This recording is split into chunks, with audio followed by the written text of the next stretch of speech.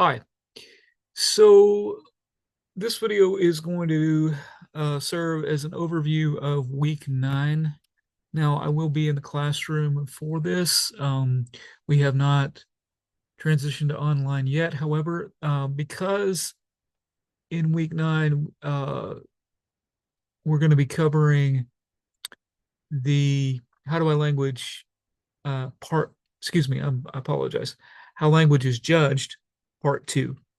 Uh, I wanted to go over that with you on video so that if you have persistent questions about it, even following my discussion of it in class, or if you happen to miss my discussion of it in class, etc., you have a reference point, i.e., what will be this video. Now, because of that, this may be a long-ish video, so I do ask you to bear with me. I'm going to go through the assignment sheets and kind of editorialize a little bit and give you some insight, etc. Okay, and then also following through, I'll look at uh, the other really pertinent assignment for week 9. That's the week of the 22nd, right? 21st, 22nd. The week following spring break. I'll look at which is going to be your second portfolio submission. Okay. So, but first of all, I'm going to go ahead and share my screen so we can look at the How Languages Judged Part 2 assignment. Okay.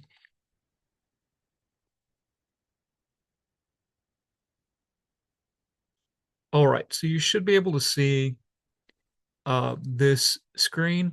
And again, you can look in week 10, excuse me, week 9, I apologize, week 9 to see this, and we'll get there. Yeah, okay, but this document's also in the week 9 folder. It is also on the syllabus, right? This is reproduced on the syllabus, as well as in the submission tag, submission link for the second part of the project. Okay, and you can look at that. You can go down to in the assignments folder and find that too as well. All right, but essentially, this is going to continue our discussion and exploration into standard language ideology and how one judges other folks' languages and so on and so forth, right? So this is going to ask you really to potentially look at uh, standard language ideology within the context of the classroom and or within the context of your chosen field of study. Okay, so for option 1, again, we're going to have just what like with the last um, project or mini project, right? We're going to have 3 options for this. Option 1, language and judgment, where do you stand? This option asks you to make an argument about one of the following topics: how language should be taught, graded, and judged in school, whether college or high school, right? So if you, for example, are an early college, high school student, or you had a particularly uh, imprinted experience with the way that you are assessed um, in terms of writing in and around high school, you could choose to write about high school, or you can write about your experience currently at the university. Okay, but um, it's asking you. Well, we'll get to that here in a second. But it's asking you to make an argument, right? Um, Essential to an argument is the presence of a thesis. So you've got to, express why, you know, you are taking the position you're taking. And then essentially, give some evidence thereof, right? And then really explain, in simple terms, just to really break it down, but really explain why your particular audience should care about this, right? So what is it that you're trying to say? What is it? What position? What what stance are you trying to take? And you need to articulate this, right? You need to articulate your stance, your point of view on this topic, right? And then talk about why folks should care about it by way of um, points that you make and by way of evidence that you provide. Okay. Now, in terms of citation and all that kind of stuff, my point of view, and I would gather the point of view of the composition department in general, is that what's most important here is that you are consistent, right? So if you're going to cite using MLA, use MLA throughout. If you're going to cite using APA, use APA throughout, etc.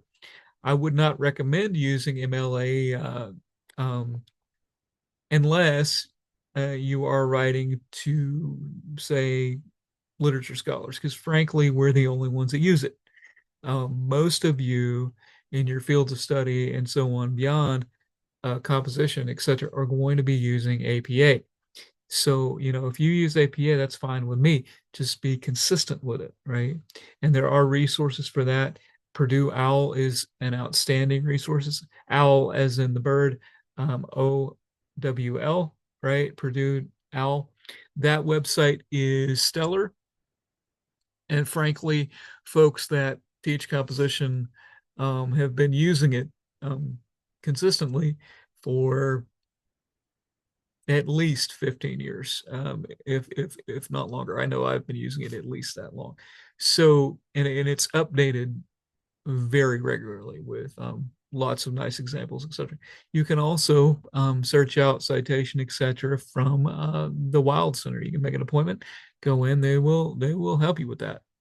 They're so. In other words, I would like you to have consistent citation, but citation is not my primary concern. My primary concern is the way that you are saying what you are saying, and how you are articulating what you're saying, given your audience, given your perspective, and so forth, right? Okay. Second option, as far as for option one. So the first one was you making an argument for and about how writing should be assessed um, in either high school or college, right? The next option here, whether or not students should be free to use any language or any combination of languages when writing for school, in college and high school, right? So this um, sort of knocks on the door of what we talked about with code switching, code meshing, and so on and so forth. You will also be looking at a piece, and if you're keeping up with the reading, you're reading a week ahead. A lot of you have already looked at the piece, "What Color Is My Voice?" Right, where um, there's a really nice sort of unabashed, unfiltered discussion about um, um, this topic, right? Um, how one's voice may be limited in certain context, or the professor may uh, sort of inadvertently communicate that only certain types of English are acceptable, and so forth, and then the effects that can have, right?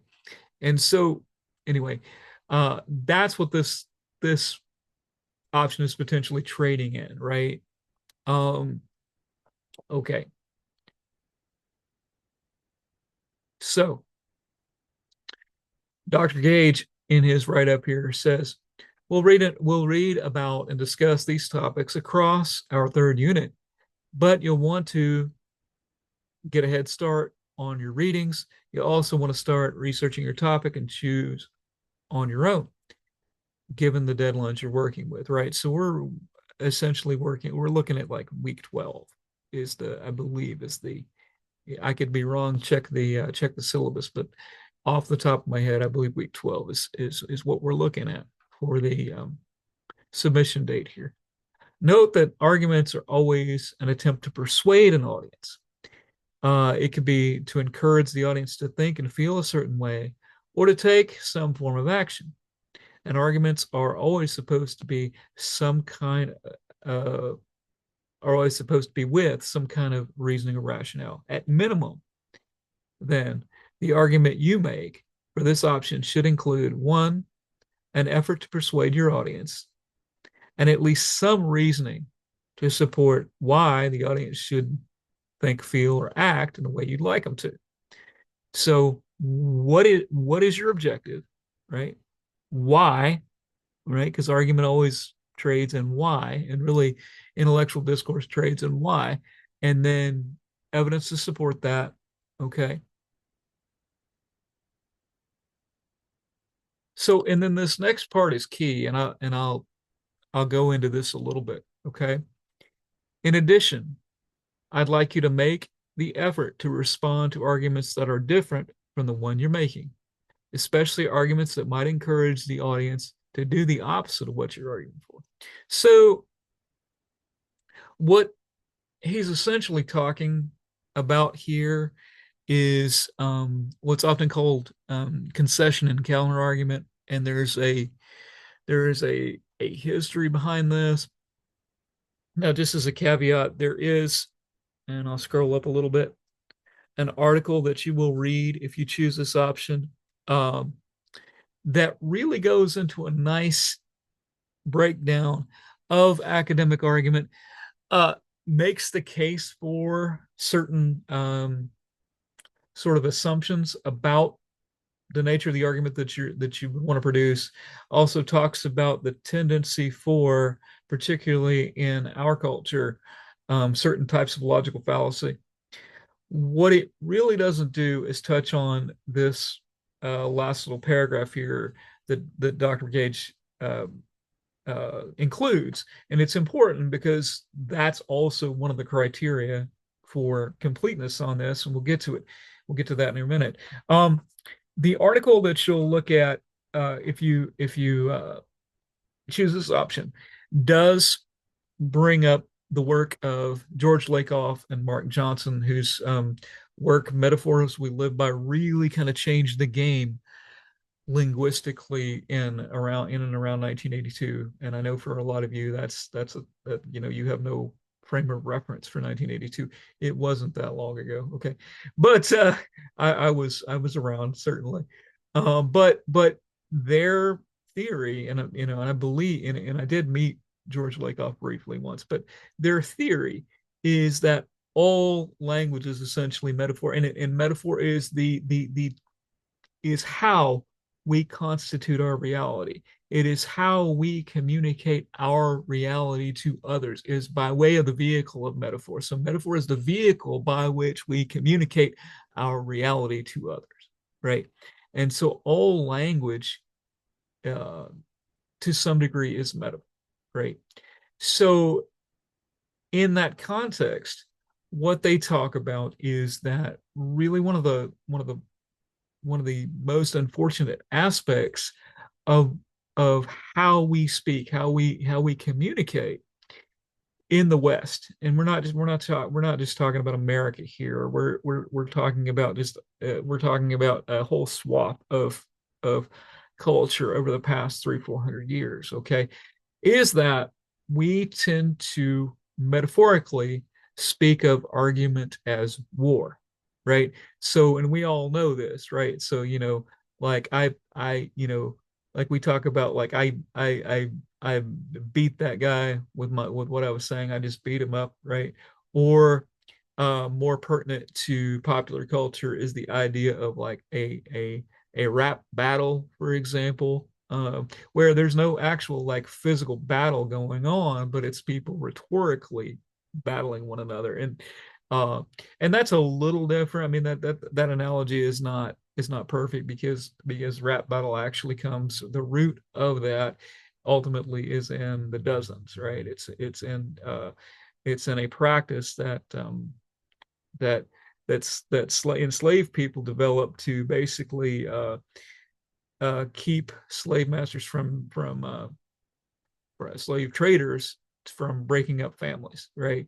Because they would point out flaws in, because and this is really dastardly and terrible, but if if a slave was considered to be inferior or a group of slaves would be considered inferior, they were essentially sold together as at a discount, as opposed to somebody who stood out of the crowd out, and was really quote unquote prized for whatever attributes, and they would be sold for more money. But they would basically, you could buy, and I really hate using these terms because I so disagree with enslaved, stock and trade of human beings. I don't even like buying and selling dogs and cats. But anyway, and I don't mean to belittle one. I don't belittle enslaved humans by speaking in the same breath dogs and cats. I don't mean that either. But the point being is that rap battle really comes from that. But even so, that lyrical battle is a metaphor. It's that being at war with somebody and beating somebody, right? Um, you know, and we all saw this last year with the Drake and a Kendrick versus Drake and so forth, right? Um, so and we see this in politics and so forth. Oh, so and so, beat so and so in the debate, and so, right. You know, so so yeah, Lakoff and Johnson, they have a problem with. I mean, they point out the problem with this. So what they essentially propose is trying to move to argument as conversation, right? Argument as conversation versus argument as war. Now, is this a perfect uh, solution? Sort of no. Okay, and is it done with perfect finesse always, even among uh, gifted and experienced academics? No. Okay, but that's the ideal that they set up, and it's in some way, in some ways. And here's my point, and I'm getting back to what Dr. Gage wrote here. In some ways, influenced by a psychologist by the name of Carl Rogers. Okay, and Carl Rogers at the close of World War II, and of course, if you all know your history, um, World War II was devastating to Europe.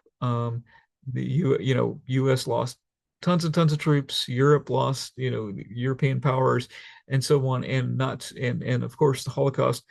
And so Carl Rogers essentially said, pointed out the same issue really that Lakoff and Johnson are pointing out, and he said, um, one way that we move away from the metaphor of argument as war is this idea of concession and counter argument. So the Rogerian argument is really, but what it really is, right, is to acknowledge that an opponent, right, may have a good idea, right? Now, why is this pertinent? Why is this a good strategy? Because in so doing, you're acknowledging that the people on the other side of the table from you, metaphorically speaking, are indeed, intelligent, um, um, valuable human beings, right? Because if you can't even sit across the table from someone and see their value, right, and on some level see their sameness, if you will, to you, then your conversation, your dance, if you will, to use a metaphor that the article uses, that you'll read if you pick this up, it's not going to go anywhere, right?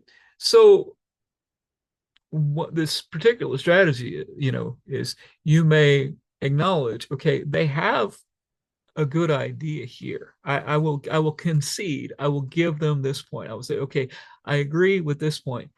The key strategy, though, is you come back and you say, okay, I give them this point. However, here's how my argument addresses this issue better, right? So you can see them a point, but then you say, my argument, this argument that I'm working with, um, can actually um, handle the issue better, and here's why.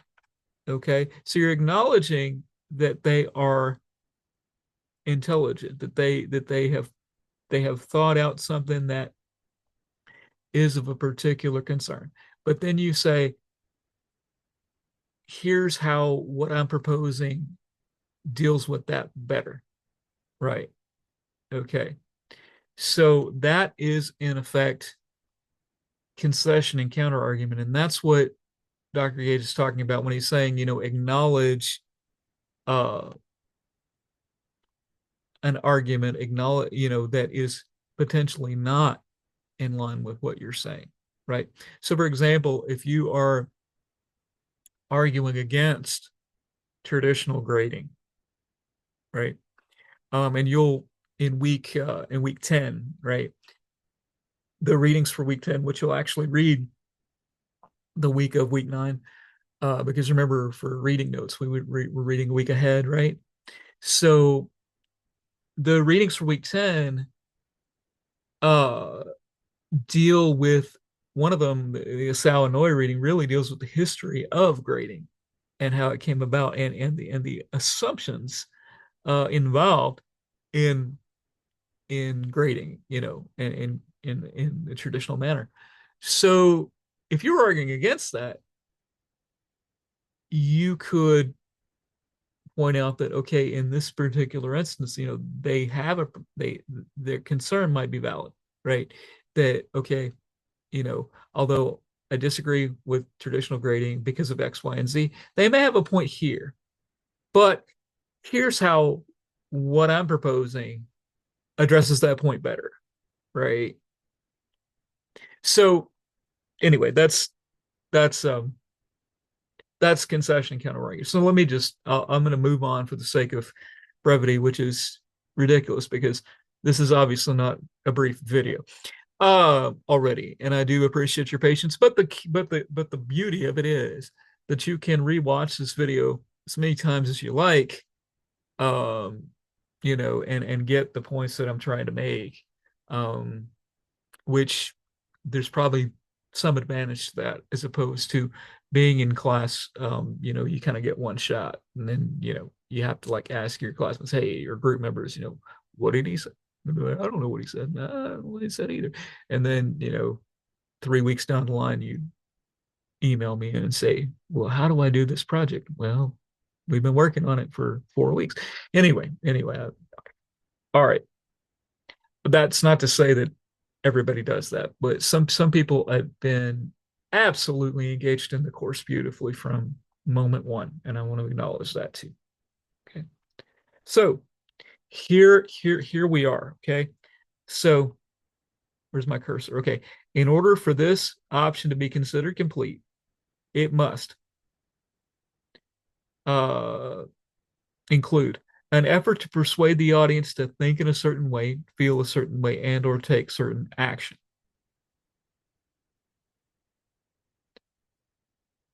It must include some reasoning or rationale for why the audience should think, feel, or act the way you'd like them to.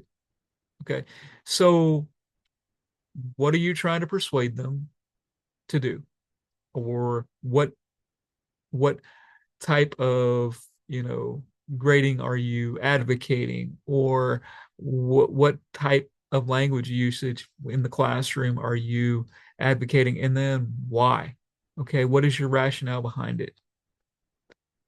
And then a response to at least one argument that's opposed to yours, right? Okay. That's what you need to be considered complete. Do read this article that's linked here. Okay. And again, for your writing task for week 9, you're going to be asked to do reading notes on this. Okay.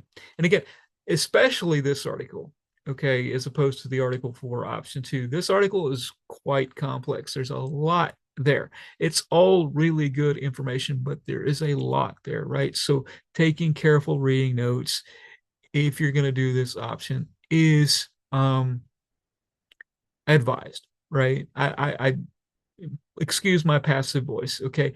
I personally, Professor Kurt, I advise you to take, if you're going to do this option, to take careful reading notes on this article. Okay. Now,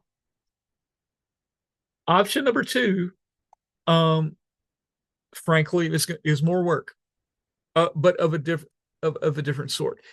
But I feel like a lot of you could get more out of it, right? A lot of you could come out of option two with with a lot to show for it. Okay, not only in terms of the class, but in terms of your development as um, scholars, right? Okay, and particularly in your chosen fields of study. And in some cases, you might begin to delve into this, and you might say, "Hey, maybe this field of study isn't for me," right? So, I mean, and that's fine, freshman, sophomore year, right? But this is really about discovery, and as such, when taken responsibly, it could be a bit of work. But again, it's work that I feel will pay off for a number of you, right? Okay. So option two, the standards of your discipline. If you choose this option, you'll need to conduct an ethnographic study of writing that happens in your academic discipline. Just pause for a moment. The article that you will read if you choose this uh, option goes into what ethnography is. It goes into a brief history of its development. It goes into pitfalls from the perspective of the author, right? Of the author and or the author's students, right? So it's a really valuable article. Okay, if you choose this, okay. So you're within. So continuing, what happens within your academic discipline, biology, psychology, marketing, etc. The overall goal here is to learn more about the kinds of writing that will happen in your discipline, but you'll need to go a little further than that. This is key, I'd also like you to learn more about the ways writing is judged in your discipline, as well as the disciplinary and linguistic standards that inform these judgments. Okay, so in other words, what is your discipline? What is the standard, right, for quote unquote good writing in your discipline, right? What sorts of, for example, you know, what what kind of diction, what kind of language is deemed appropriate, what's deemed as not appropriate, what kind of evidence, for example, um, when you're providing evidence in a paper, et cetera, what is deemed appropriate in that sense. Um, you know, uh, for example, is logic valued over um, pathos, right, or ethos? What types of research are the most valid in within the context of how one would be writing about it, right?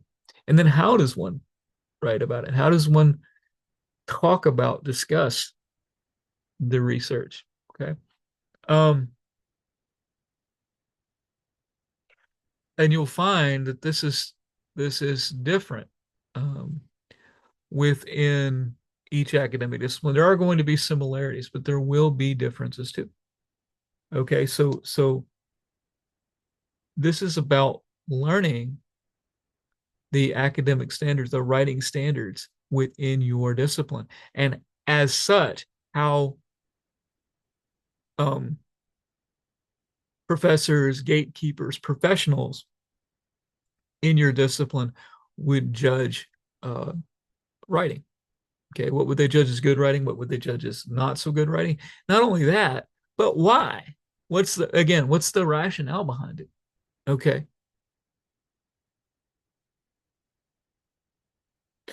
Okay. Now, what is an ethnographic study? In general, ethnography is a research method that involves direct observation and or participation in some group or community. Um, just as an aside, for example, Zora Neale Hurston, who was famous for writing the novel Their Eyes Are Watching God, really pioneered the a practice of participant observer, where the where she would observe her subjects, but also be an active participant in what was going on, thereby developing a trust and relationship with those with whom she was interacting. Now, there's that can be problematic, but again, read the article that's associated with this, and the professor that is the author of the article, who is a professor, she will I believe it's a she, maybe it's a he. Anyway, they will be um talking about the potential problems and or benefits of ethnographic study, right? Um Ethnographers observe, take notes, conduct interviews, etc., and use the information they gather to write detailed reports or stories that offer meaningful insights into the group the ethnographer has studied. Although ethnography has a controversial history, and that article will bear that out, and can be ethically problematic, again, because of its origins and its original intent, which read the article, it remains a useful method for developing a deep understanding of community practice. For you, the community of practice is your academic disciplines and the students and professors working in it. So you'll want to observe and take notes on what and how you and others within your discipline write. You want to talk with, interview classmates and professors about disciplinary writing standards. Now, this is not necessarily, it's not going to necessarily be students in our class, because students in our class aren't necessarily of your academic discipline, of your major, right? So, um, and so on.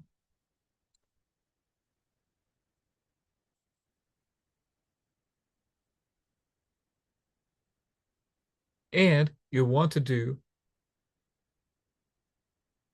all of that in order to do two things. So, to learn about your discipline and the writing it requires, and to share your findings with an audience for some purpose. Okay. So, and then we'll look at audience, purpose, genre, medium, language here in a minute, which we've already talked about that with the first project, right? But the key is, not only do you want to learn about writing in your discipline, but you want to try to discover try to come up with some insight, try to come up with some take home, right? In other words, not only are you gathering the data, but you need to express in however you write this up, be it a video, be it an actual write up, a paper, whatever it is, right? You're gonna want to create some kind of take home, right? In other words, what's the point? What what's what did you learn from all of this, right?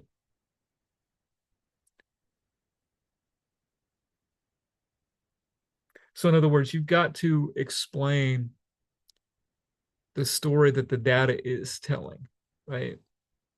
Um, you've got to make an argument for the story that the data that you've collected, if you do this, is telling about writing in your discipline. Okay.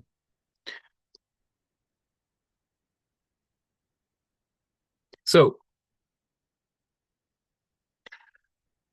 in order for your ethnography to be considered complete, it must include ethnographic information about your discipline's writing practices and standards. That is, Your text should provide data based on some combination of observations, notes, reflections, and interviews, right? So you're actually going to be engaging with folks, talking about how, talking about the writing standards for your particular discipline and how those writing standards are assessed and judged, right? In other words, who decides, who and how is who are the gatekeepers? How are they deciding what writing is acceptable versus not acceptable, right? And so on, and then why, what is the rationale behind that? Okay, and you can get perspectives from professors, you can get perspectives from students, from fellow students. In some cases, if you've had a particular writing experience that within the context of your discipline, some of you may not have at this early stage in your academic careers, but if you have, you can reflect on that and about your particular experience. You can also, depending on your um, discipline, you could engage in people in the professional world within your discipline too. Okay. Again, in other words, outside of the university. Um, okay. Detailed descriptions of the kinds of writing required by your discipline, as well as standards that shape how that writing is judged, and or some central message or idea or insight that your discipline's writing practices and standards, even if the message, idea, or insight is a little uncertain or ambiguous. In other words, you know, like I said, you want to include what you learned. This is basically asking, what have you learned by this ethnographic process, by gathering this data, by talking to all these folks, etc. Right? What's your take home about the writing standards and practices of your discipline? That's basically what that's asking. Okay. Um, and then do engage with this article that's linked here. There's a lot of value in it, because it gives kind of a nice overview of ethnography, particularly for the kind of purposes that we're using it for. Okay. Now, choose your own adventure. Again, I, in general, advise against it, um, because not always, but students tend to use that as carte blanche for just, for lack of a better term, just crapping out anything and calling it a project. Okay. That being said, if you um,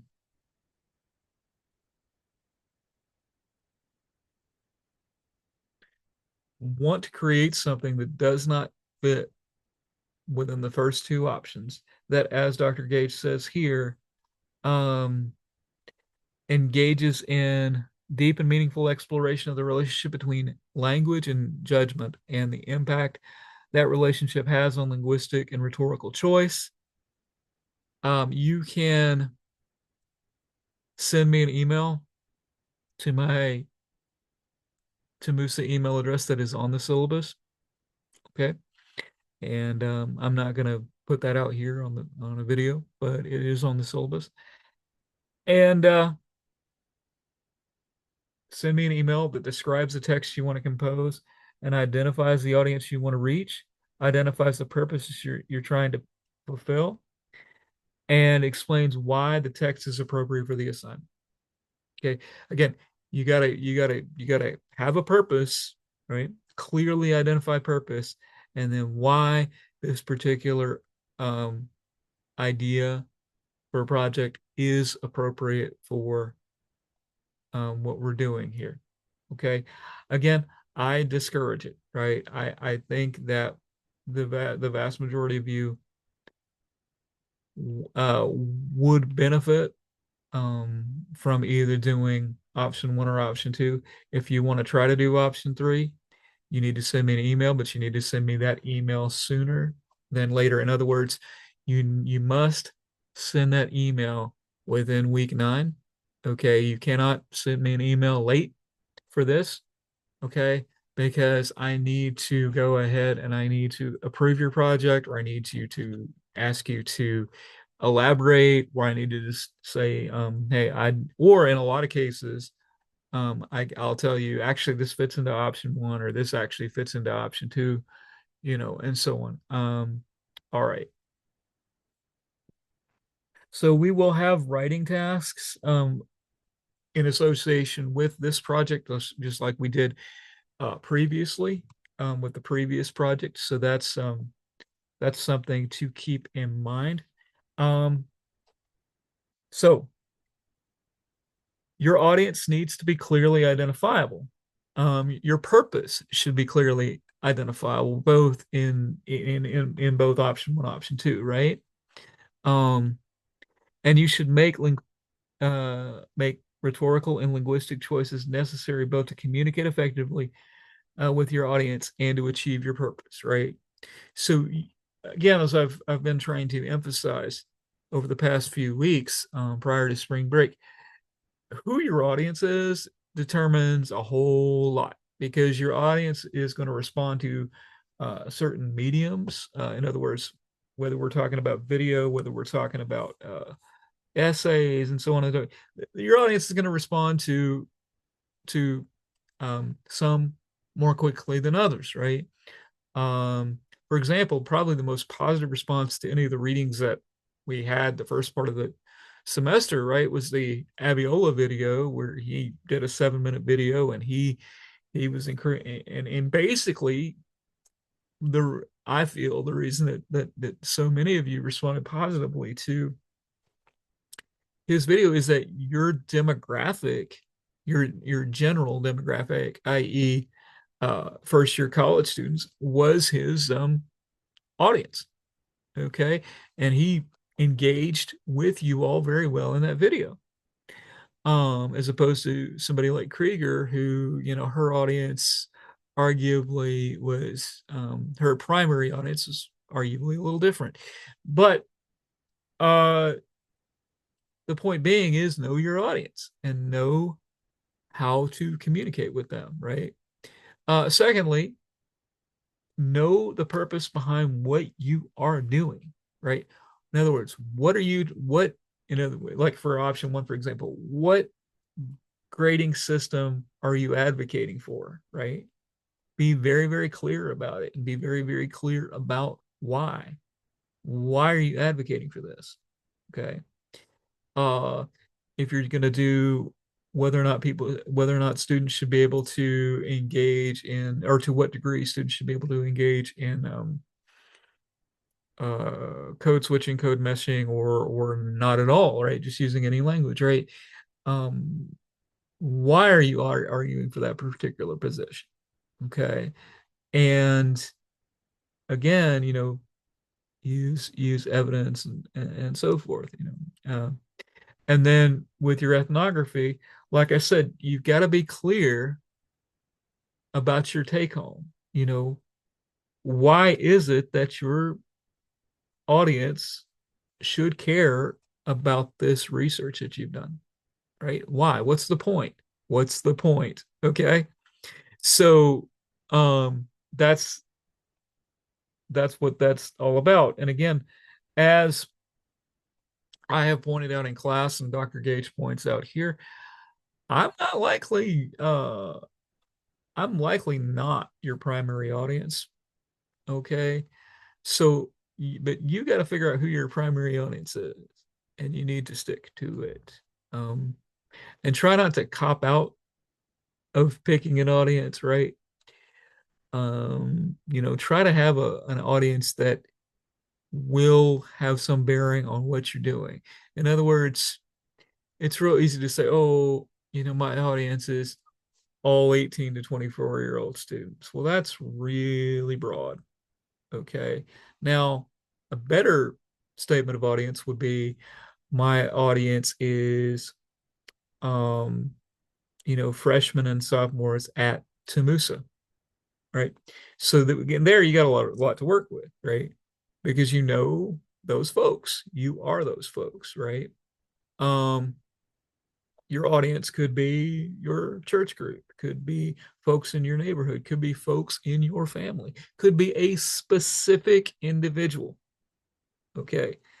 But my point is don't cop out on the audience, right? Like make audience central to um, to your writing, particularly these projects, because they can really that can really transform that aspect can really transform your project and make them something unique, right? For example, I've had students again choose a particular individual, and I had a student. I've had more than one student actually, not for an assignment that we're doing now, but previously, write a letter to a particular person, delineating a conflict that they had, right? And you know, essentially communicating their perspective and so on. My point being that the more you know your audience, uh, really the more potential you have for a really strong piece, particularly when you're talking about persuasion, right? Because I mean, we all know, like, if you have a like say a sibling or a best friend or a significant other or a parent or somebody in authority, if you know them real well, you know how to persuade them, right? um, and that's what we're talking about here. Okay. All right, I'm going to stop my screen share right now because I'm going to bring up another screen share.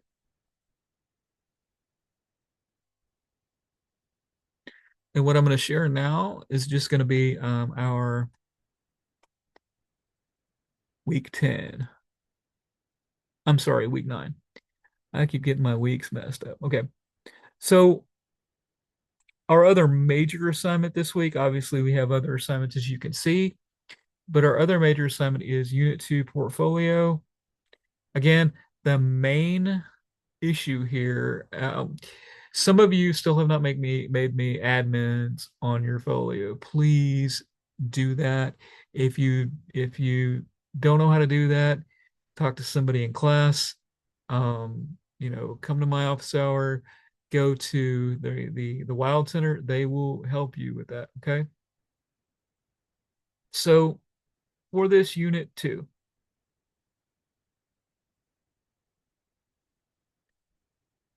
right.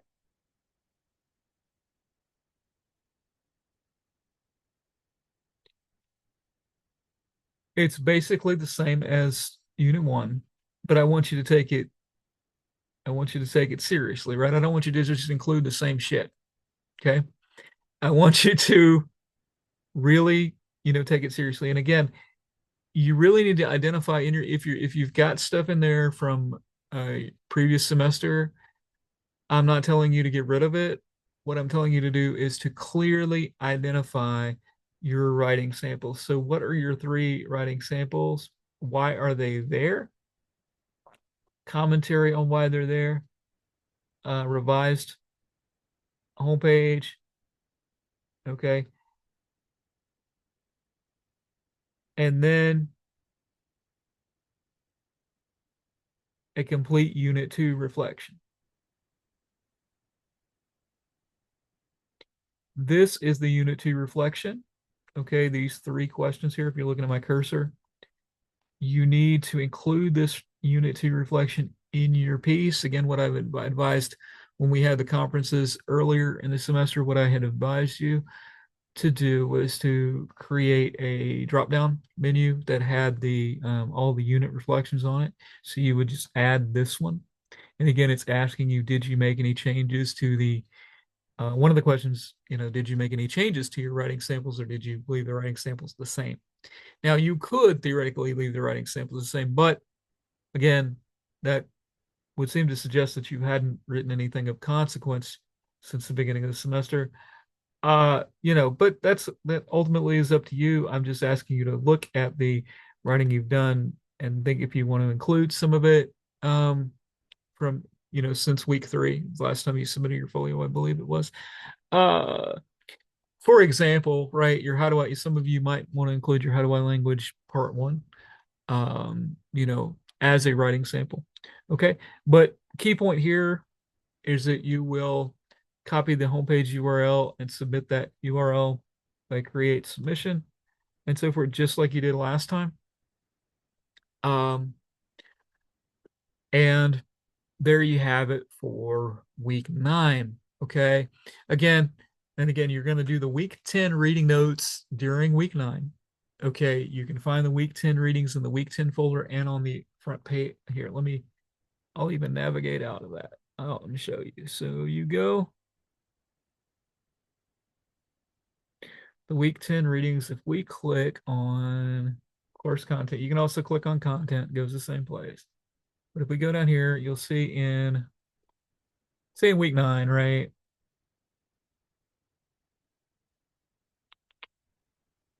So this is week 9. So you've got week 10 reading notes down here. I also got a writing got writing tasks, which I spoke about already. But if we go out, we go to week 10. Um, these right here are all of the readings. Okay. Um, so during week 9, you will do the readings and the reading notes for that. One of these is a video. Okay, so you'll find the readings in the week 10 folder, but the video is linked right here. Okay. Um, all right. Um, that's it for week 9. And hope you all are enjoying spring break. And I hope to see you next week. Okay. I'm gonna stop share and I'm going to stop our video.